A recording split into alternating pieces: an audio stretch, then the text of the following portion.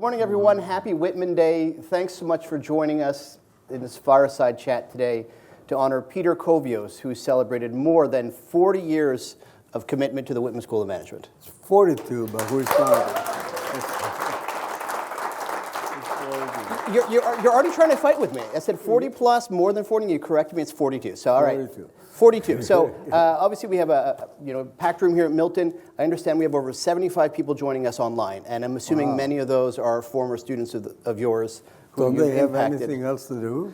I imagine, like with us, they couldn't think of something better. And when we talked about this opportunity, Peter, I couldn't think of anything we could do to celebrate Whitman Day than to honor someone who spent the vast majority of his career committed to the school. And when I say commitment, I want to provide some highlights to really prove that I'm talking about true commitment. So some of your leadership roles, so not everything you do, some of your leadership roles include faculty advisor, university senator, treasurer, board member, executive board member, chair of the finance department, and you did that multiple times over a variety of occasions and decades, director of the Quebec Center for International Business Studies, senior director for international programs, associate dean for the master's programs, and interim dean. So some of those levels of commitment. And so not surprisingly, given all the things you've done, you've received a large number of awards, but I want to highlight some that people might not know about. So once upon a time, you received the White Yulon Prize from the city of Shanghai, which is the highest award given by that municipality to foreign experts, which is kind of the equivalent of the key to the city. So I think that's a huge recognition. Shanghai's a kind of big city. So it's good that, if you're being recognized for that, that's significant, as well as you received an honorary doctorate from the American International College. Yes. So huge accomplishments, and as part of your scholarly work, you have been editor of the Journal of Developmental Entrepreneurship, as well as associate editor of Finance Review, among a lot of other things. So when we're talking about commitment, I wanted to really emphasize how much of a commitment that is, not just that you worked here, but you had a huge impact on the trajectory of the school. So thank you, Peter. Well, thank you for all that. I didn't know I had done all that. But first of all, I want to thank you for doing this. I want people to know that this was not my idea. It was Alex's idea, okay? And when he told me there was going to be food, I said, yeah, okay, let's do it. So I thank you, Alex, for doing this. I know there are a lot of other people, in addition to myself, that could be sitting here because it takes a village, so it takes a lot of people to get things done and to get a place like the Whitman School moving. I see Clint here. Clint's been, he was at Whitman for about the same period of time that I was, and others like Ravi and others that also have been here for a long time and deserve a great deal of recognition for what they've done. Great. Well, thank you for sharing, the team approach to your philosophy, which I think is probably, one of the reasons why you've taken on all the leadership roles you have. But I wanted to start in the beginning. So you arrived here on Syracuse campus in 1982 as a new faculty member transferring in from Rhode Island. So what was it like then? And it wasn't the Whitman School of Management then, it was just the College of Business. So what was the College of Business like in 1982? Well, I think it was still the School of Management. We actually had a vote as to whether or not we're going to change the name to College of Business, but we left the School of Management.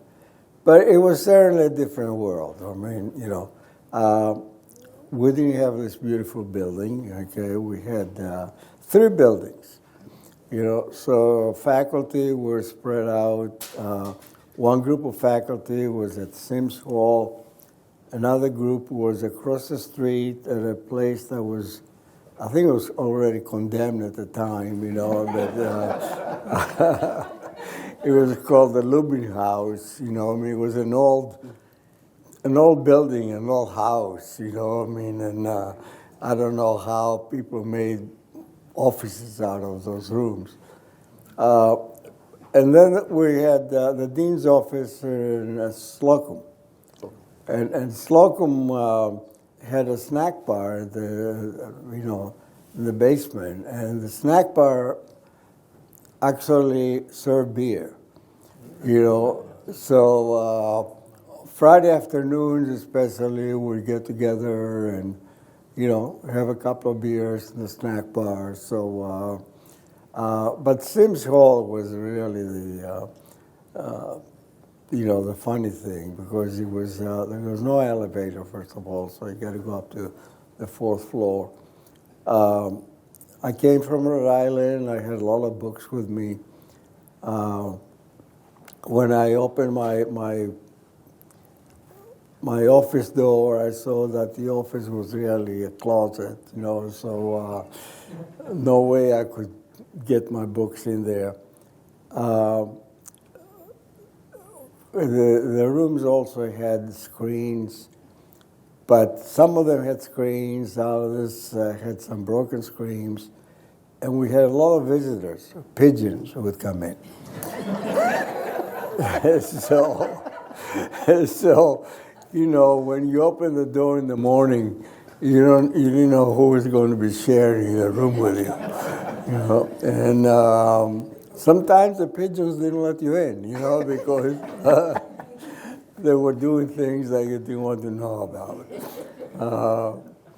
So it was, but it was also a nice place in terms of us being very close together.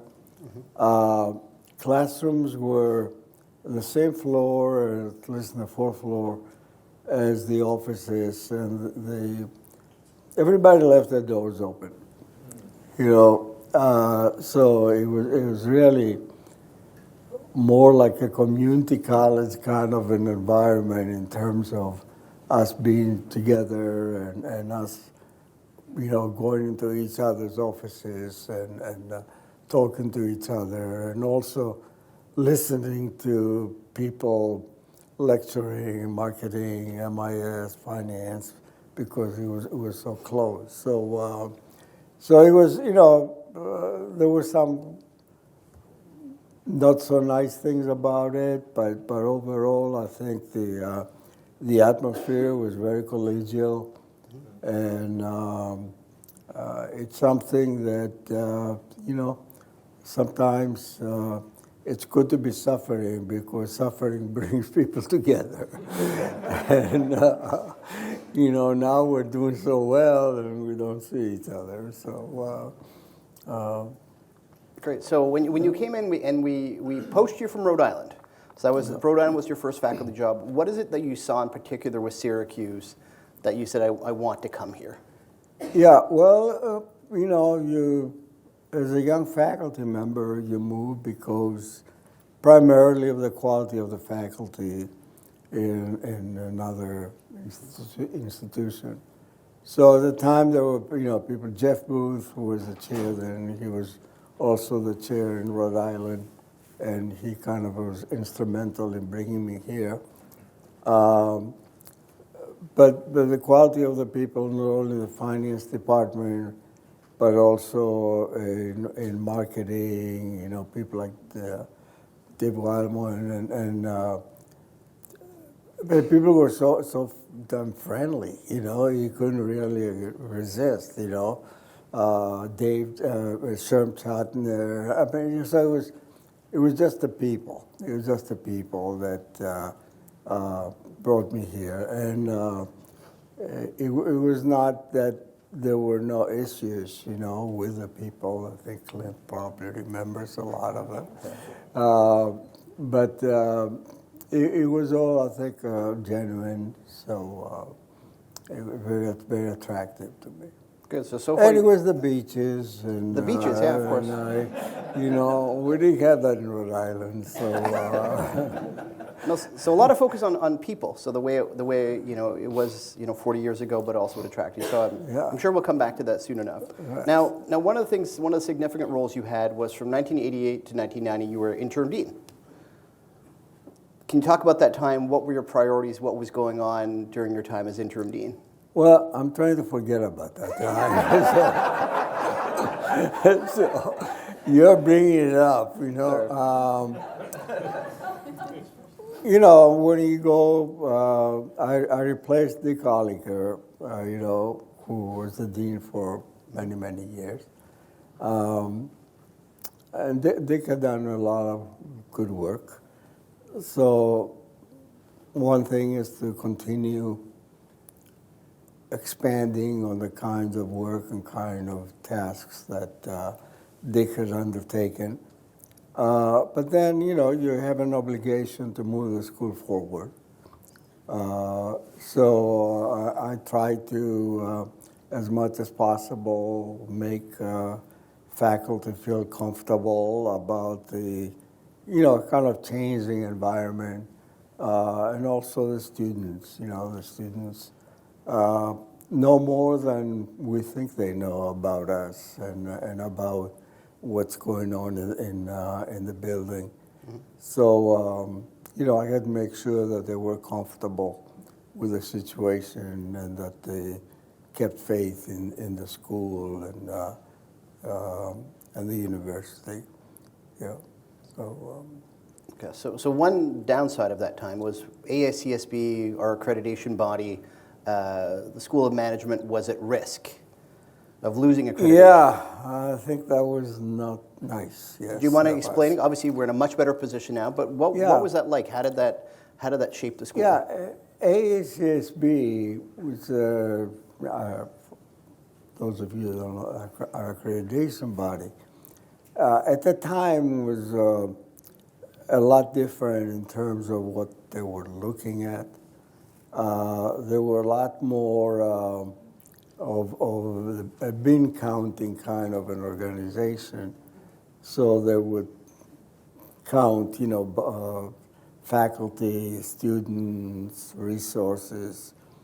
And they felt that we didn't have enough resources for the kinds of projects and the kinds of programs that we had.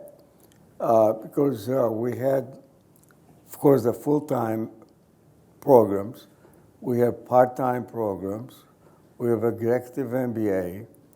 We had a program in Corning, New York. Mm-hmm. We have what was then called the Independent Study Degree Program, which was the IMBA, became the IMBA.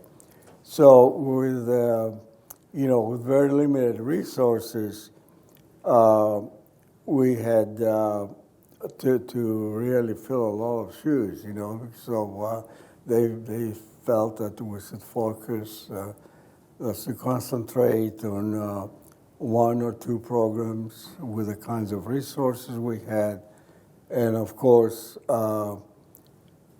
if possible, and the more desirable thing would be to get more resources from central administration, and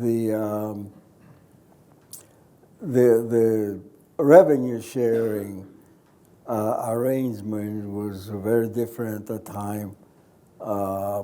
Everything was central for a good reason, because Syracuse in the early 70s went through a very, very difficult times. So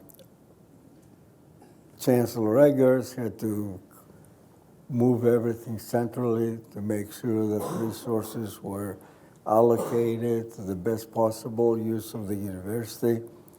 So we really felt that we're generating revenue, but we're not getting anything. So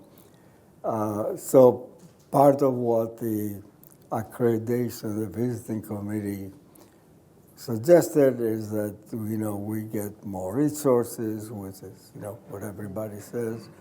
But it was a difficult time. It was a very difficult time because you were trying to make sure that faculty, were in tune with what was going on, and a lot of them did not quite appreciate, the environment for a good reason. Students were our main concern. They were asking, are we going to lose our accreditation? And kept on telling them, no, don't worry about it, but we're going to fix what needs to be fixed. The newspapers were after me, to kind of explain to them what had happened. So it was, very kind of unsettling period.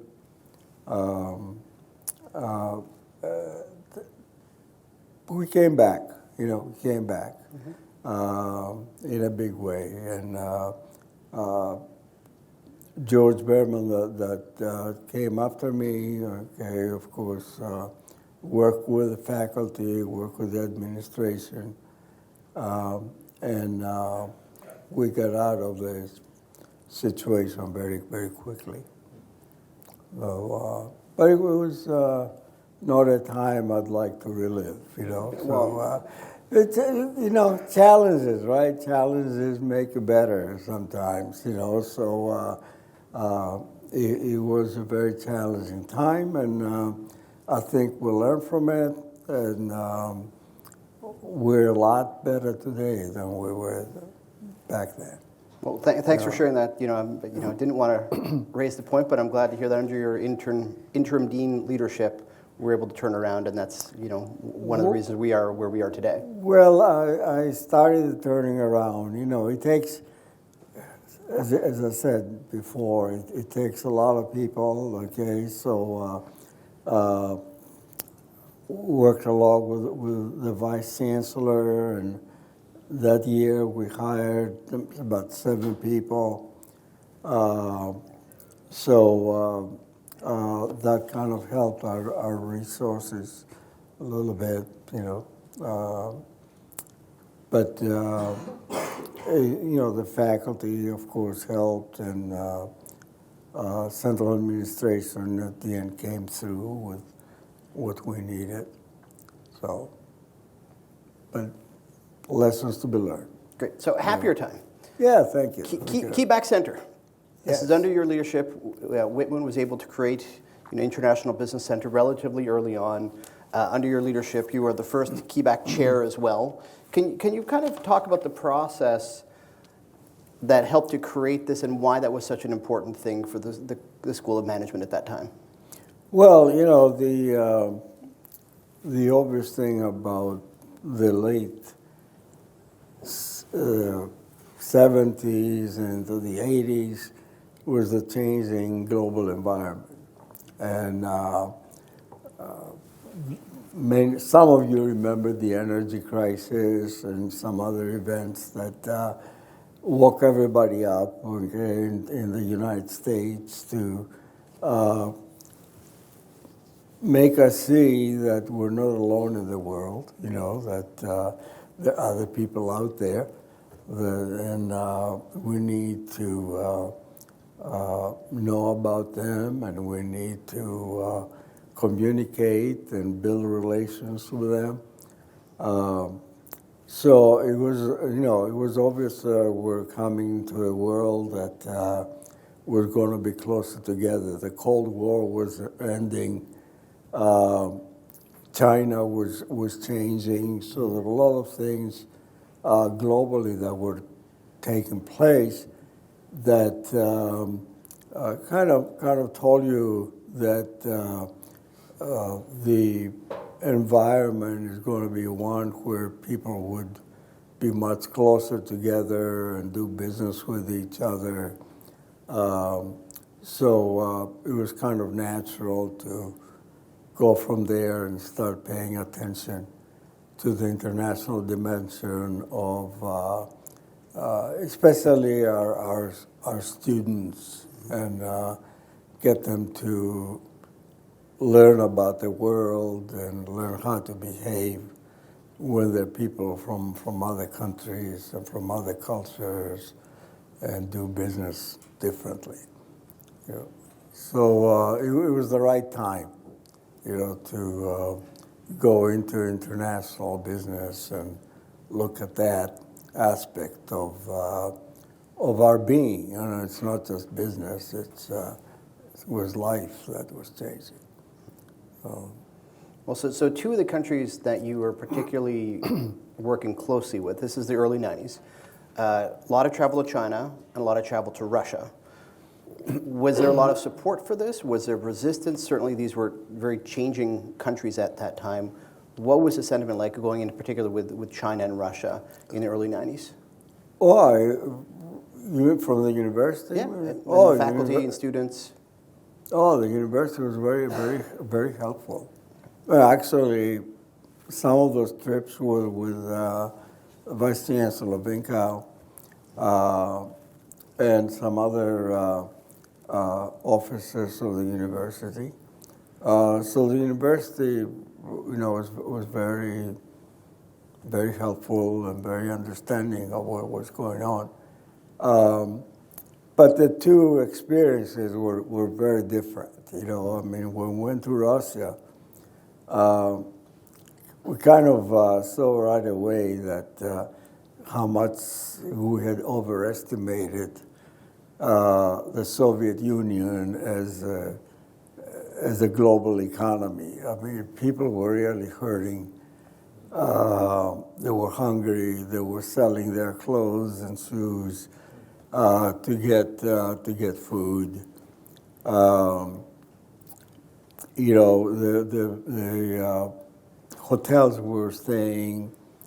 I know I shared a room with someone from Maxwell, Bill Sullivan, and we had names for each of the cockroaches that were around, and so it was really a kind of a gloomy environment, China was very different. You could feel the dynamic nature of the place as soon as you stepped foot in the airport.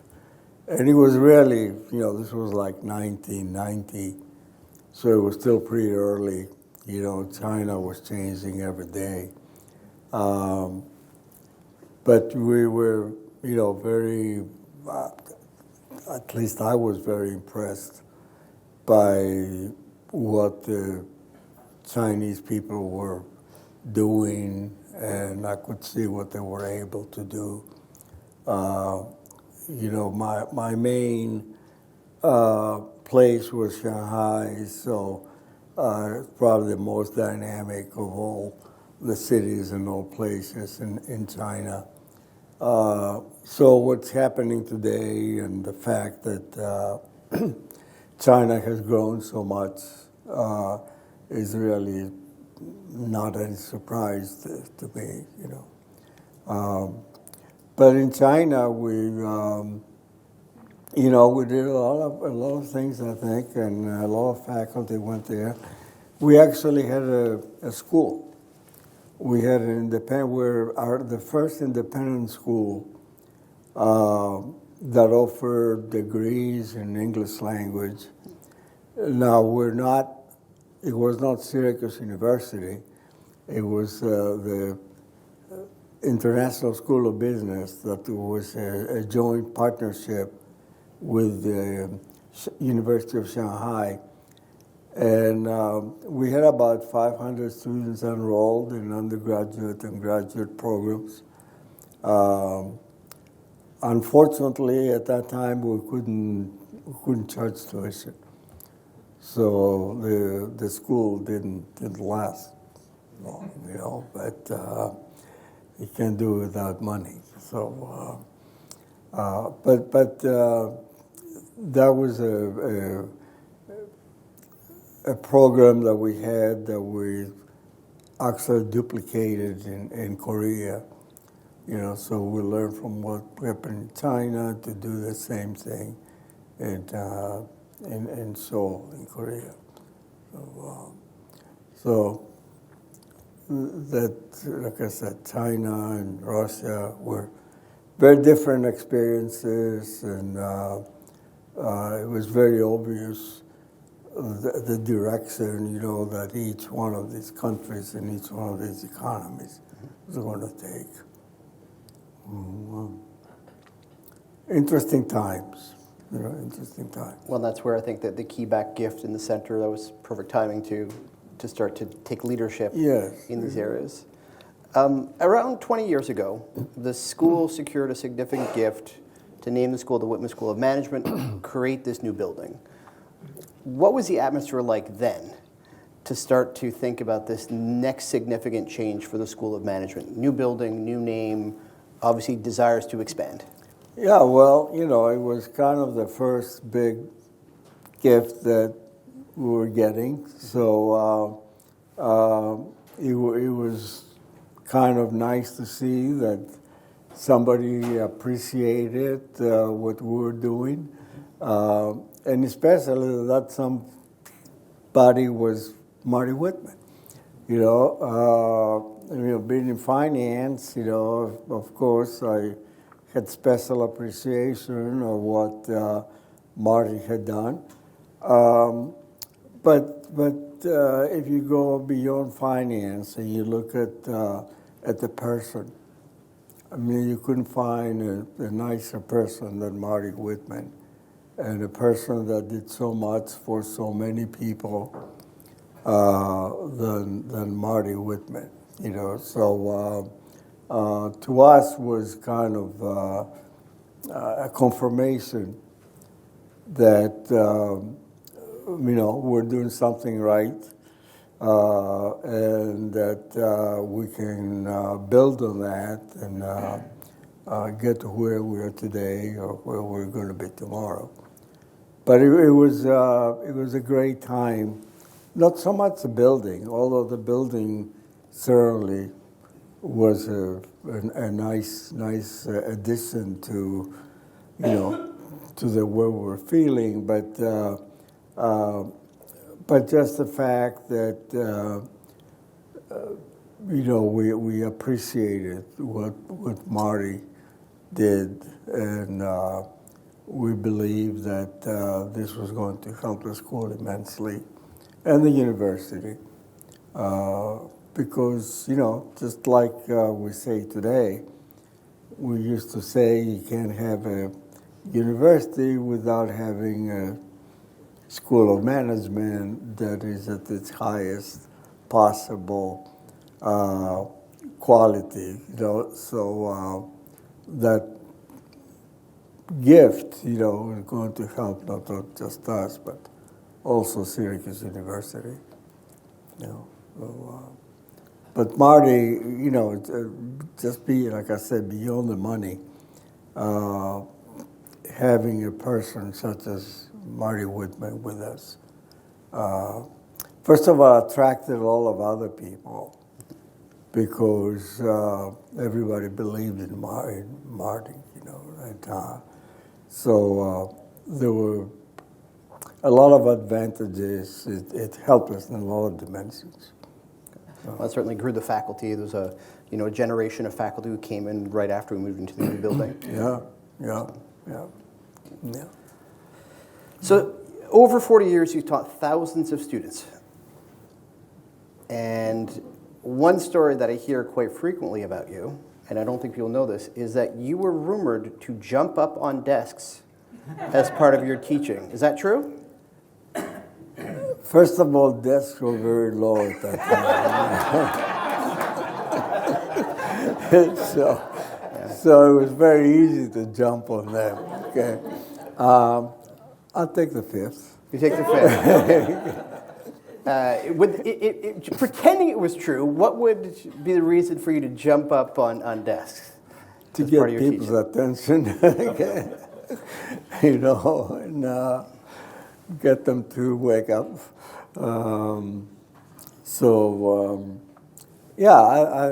I think it was, like I said, I was much younger then, okay? So I could do it a lot easier than I could do it today, but it didn't happen very often. Okay. It didn't happen very often. Okay. So knowing you've taught thousands of students, multiple different classes, undergraduate, master's level, PhD, is there one particular highlight or memory from teaching that really sticks out in your mind? Well, that's hard to answer. When you're a faculty member, right? Why are you a faculty member? It's the students, right? I mean, otherwise you wouldn't be in a university environment. You would be working for GM or GE or somebody else. So the best times were when students came and said thank you, for what you taught us. When they would send you an email saying thank you, or when they send you a postcard. This is really what we are all here for. And if you ask, I think, each one of my colleagues, and they would tell you the same thing. That our satisfaction and our ability to go from one day to the other comes from knowing that there are young people out there that depend on us to learn something, and that not only for their next job, but also for their life. And it's a really serious and very, very important task, I mean, that parents and others and families give us, their kids for 4 years, and we kind of have a responsibility to do a good job to make sure that when they get out of here, they're pleased, and they had tools that are going to help them for the rest of their lives. So when students said thank you, I think it can't be any higher level of satisfaction, from doing what we're doing. So, like I said, I think if you ask my colleagues, I'm sure they would tell you the same thing. So. Great. So I'll ask one more question, and then we'll open up to many friends and colleagues here in the audience who I'm sure want to pepper you with questions and hear more details about jumping on desks, among other things. But if we think back to the 42 years, what would you say have been the most important or influential aspects of your time there that have shaped you as a person? Well, I think the colleagues, I think your life, you spend a lot of time here, a lot of time doing what you're supposed to be doing to be ready for here.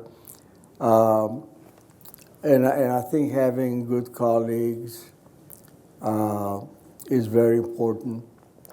And been very fortunate, that in the department we have excellent colleagues, in the school we have excellent colleagues. So I think that's kind of what keeps you going, in addition to what I said, the students and the alumni, So it's hard to put your finger on just one thing, okay? But it boils down to the people. It boils down to the people,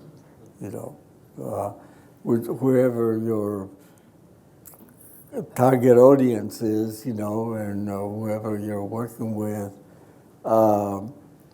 If you're not with good people, working with good people, you don't want to wake up in the morning, and go to school,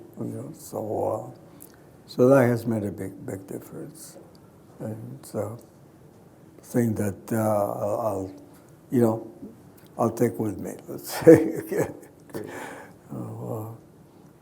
Thank you. Well, we'll hug it to the crowd. So we have a couple mics. If you want to ask Peter questions, feel free to put your hand up and we'll come on by. We got Ravi Shukla. Ravi. Thank you. I'll start by thanking Peter for actually hiring me at Syracuse in 1992, but actually he also made me an offer, but somehow it didn't work out in 1990 when he was the interim dean. And then ultimately he got me here in 1992, so I'm very grateful for that. Mm-hmm. He has been a mentor. He has been I'm a real advisor to me for all these years. Very grateful for that. But I also want to mention his efforts among, so you mentioned Russia, China, Peter mentioned Korea. But he also ran a program with ICFI School of Business in Hyderabad in India, where we had students coming from there to finish their doctoral work at Syracuse, and then they've gone on to become faculty throughout business schools in India. And I think that's just one more addition to his. When we think of international business in the university, in the school, I mean, the Peter's image goes along with that, and his reach is, and I'm just mentioning one. I can also mention Eastern Europe, and you mentioned Russia. I mean, there are other places, but I just wanted to make sure that that doesn't go unmentioned. So thank you, Peter. Okay. Thanks, Ravi.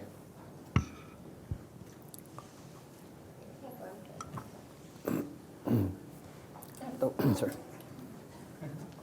Peter, in over your 42 years in academia, you've seen a lot of change.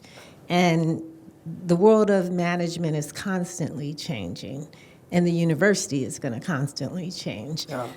Any advice to us as colleagues on how you've managed and adapt to that change, those changes? Not very well.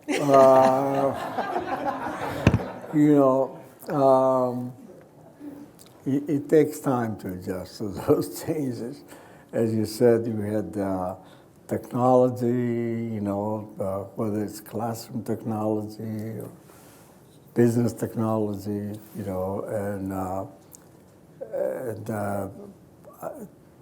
you had a pandemic, that kind of also changed the environment, and a lot of faculty started working from home, or kind of got used to that pandemic kind of rule of behavior and work. So there were, plenty of changes that happened in the outside world that came into academia. Also, I think the pressures that faculty are under these days are different from what they were under 20, 30, 40 years ago. The resources are different. I think today faculty have a lot more resources than they had 40 years. So there's change, but I think there's also enough to work with, to address that change. But like any change, you have to kind of figure out how it affects you, and for us, how it affects classroom teaching.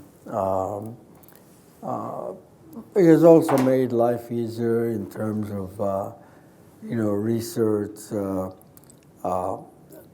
getting together with people from around the country, around the world, if you want to work with them. So it has brought a lot of good things, in addition to a lot of challenges. And the approach is, you got to do what works for you.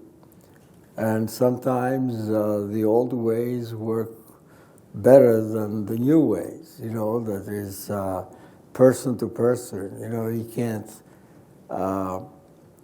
You can't avoid that. And the students need that person to person interaction. I think we as faculty need person to person interaction, and the administration needs us to interact with them. So there are some things where technology and all these changes apply better than others. In the classroom, you can do a Zoom meeting, but that's really not what the students are paying for, and they remind you that. Doesn't matter when they are on Zoom, but you can't be on Zoom. So it's a kind of a approach that needs to fit your needs and your abilities and be in accordance with what you want to do as a professional, as a faculty member, But it's a welcome, overall, I think you have to embrace what's going on and use the best of it, So, the train has left the station, right? So, you got to jump on it rather than be in front of it. Okay. I think, Tom, do you have a question? Oh, Tom, right here. Sorry. So, like Ravi, I'm going to say thank you, Peter, for hiring me in 2007.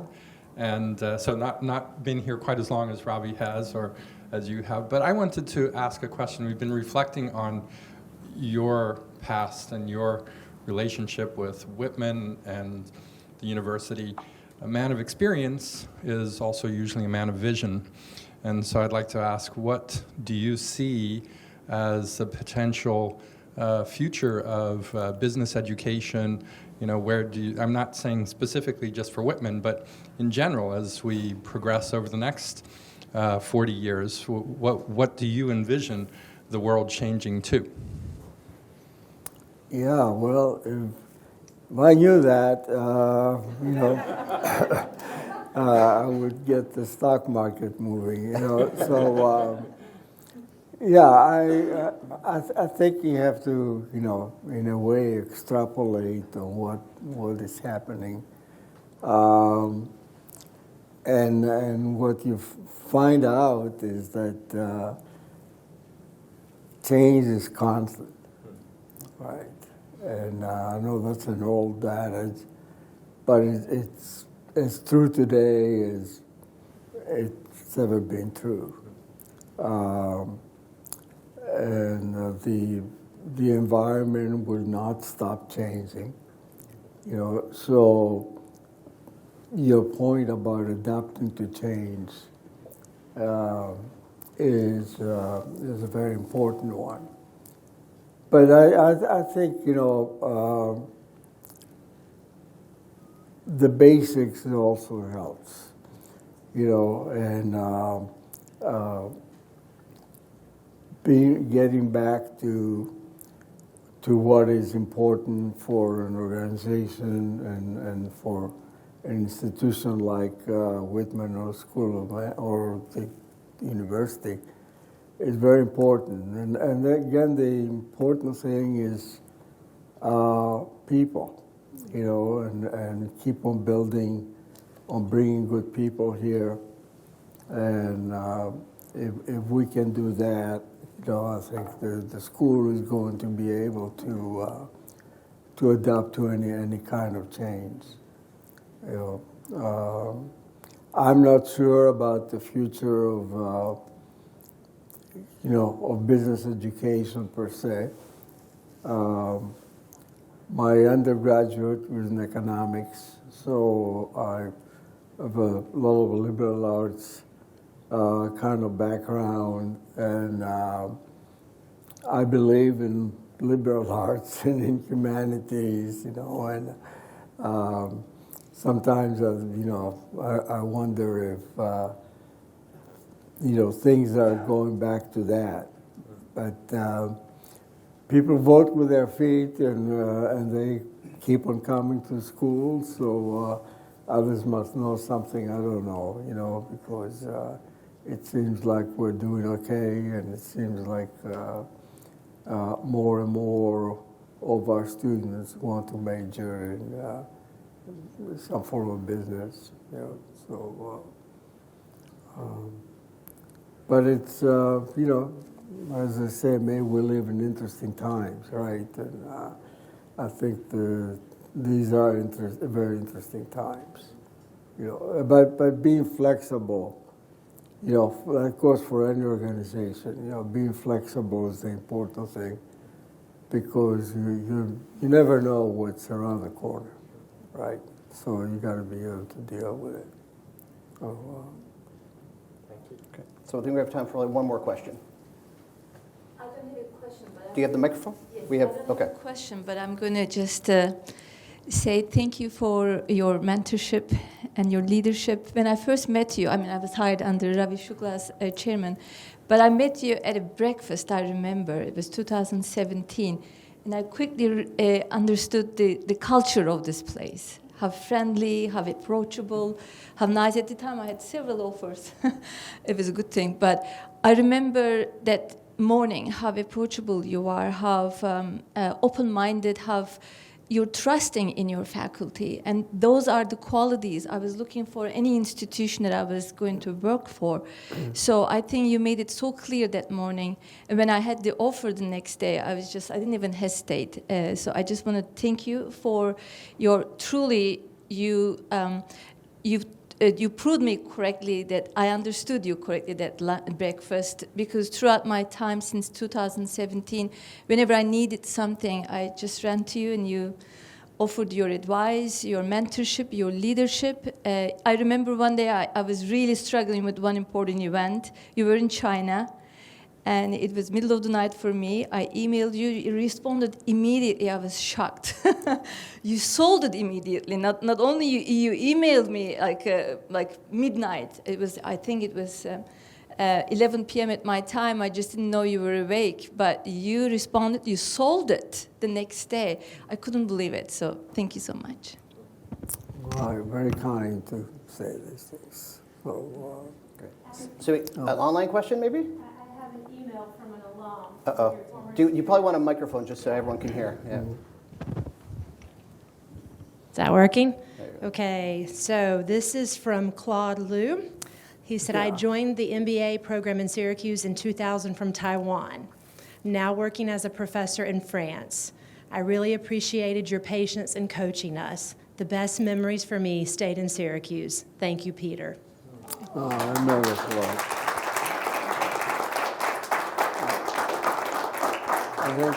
I think he has a picture of me on a table dancing.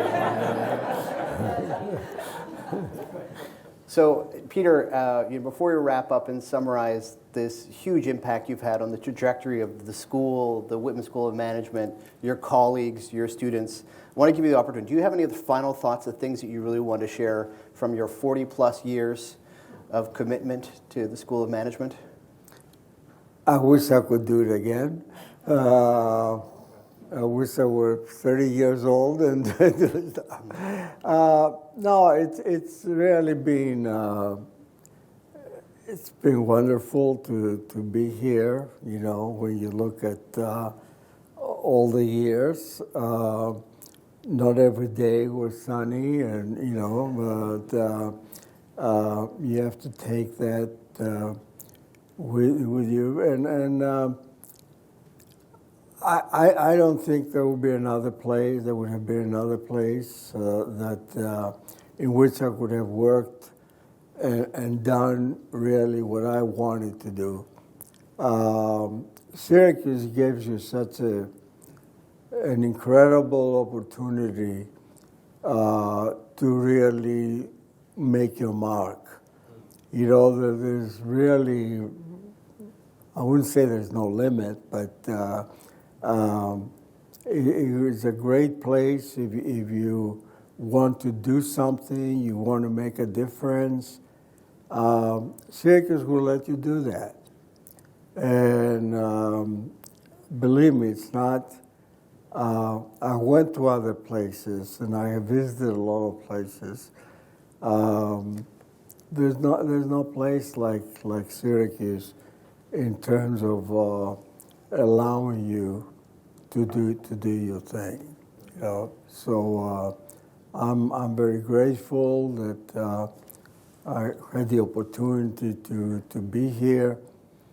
And grateful for my colleagues, students, staff, you know, I mean, that all been so incredibly graceful to me. So I thank you all for being here for the food. And I appreciate all the good words. I don't think I deserve them all, but it's been a nice ride. Great. Thank you. Thank you.